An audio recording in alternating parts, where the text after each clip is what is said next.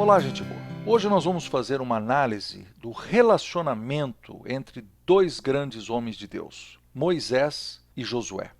Desse lado, então, nós temos Moisés, homem de Deus, legislador, alguém que estava dedicado a dirigir 3 milhões de pessoas, esteve ali presente 40 anos, liderando um povo no deserto.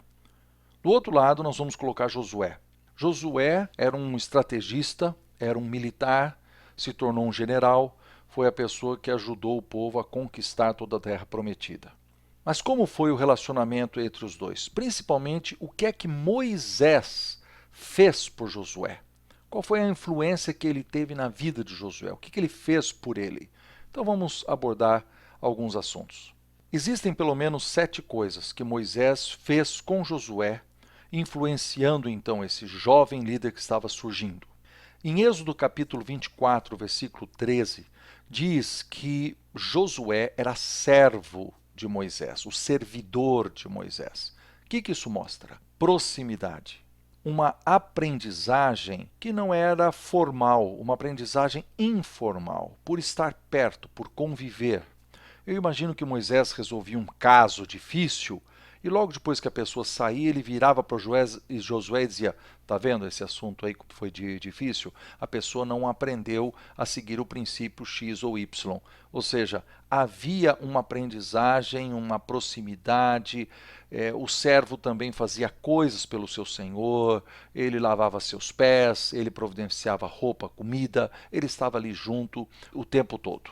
Em Êxodo capítulo 17, versículo 9, diz que Moisés enviou Josué para liderar uma guerra, ou seja, ele lhe deu uma oportunidade para trabalhar na liderança. Em Êxodo capítulo 17, versículo 14, quando ele voltou da guerra, Moisés escreveu um livro e depois ele passou esse livro para Josué. Nós não sabemos se ele passou obrigando Josué a ler ou Josué a copiar. Mas a verdade é que havia um livro, eu acho isso muito importante. Ele era um servo, teve oportunidades, mas ele tinha um livro, algum documento que fazia parte dos seus estudos. Em Êxodo capítulo 24, versículo 13, quando Moisés subiu ao monte para receber os 10 mandamentos, ele levou consigo a Josué.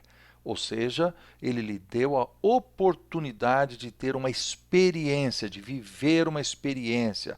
Coisa que a gente deve fazer também com os nossos discípulos, levar para viajar junto, para participar de um retiro espiritual, de ir para uma reunião de oração, fazer uma visita, estar juntos em alguma experiência especial. Em Êxodo 32, versículo 17, diz que Moisés precisou corrigir Josué.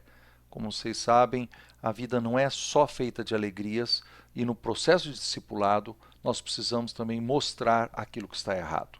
Em Êxodo 33, 11, diz que Moisés entrava na tenda para falar com Deus e que Josué não se afastava dali, ele ficava na porta do lado de fora, sentado ali no chão, aguardando.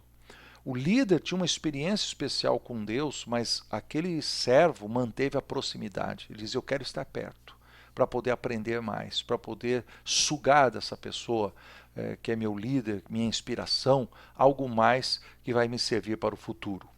E por fim, em Números 13, 16, diz que Moisés enviou Josué naquela missão de ser um dos 12 espias que iria então olhar a terra prometida. Era uma missão importante porque quando ele voltasse, o povo todo deveria tomar uma decisão a partir das informações que ele conseguiria.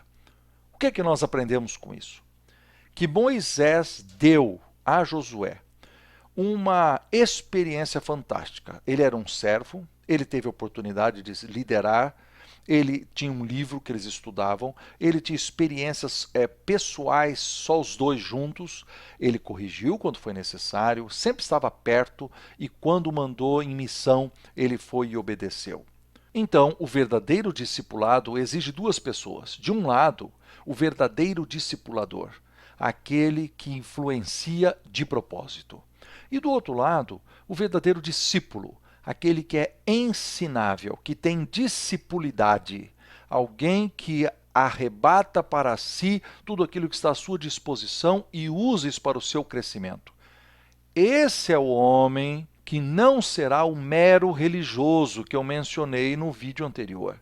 Ele nunca será a pessoa da mera religiosidade, não, porque ele tem transformação verdadeira dentro de si. Ele tem o coração sendo transformado. Tchau, gente boa. A gente se vê aí numa próxima lição de guardanapo.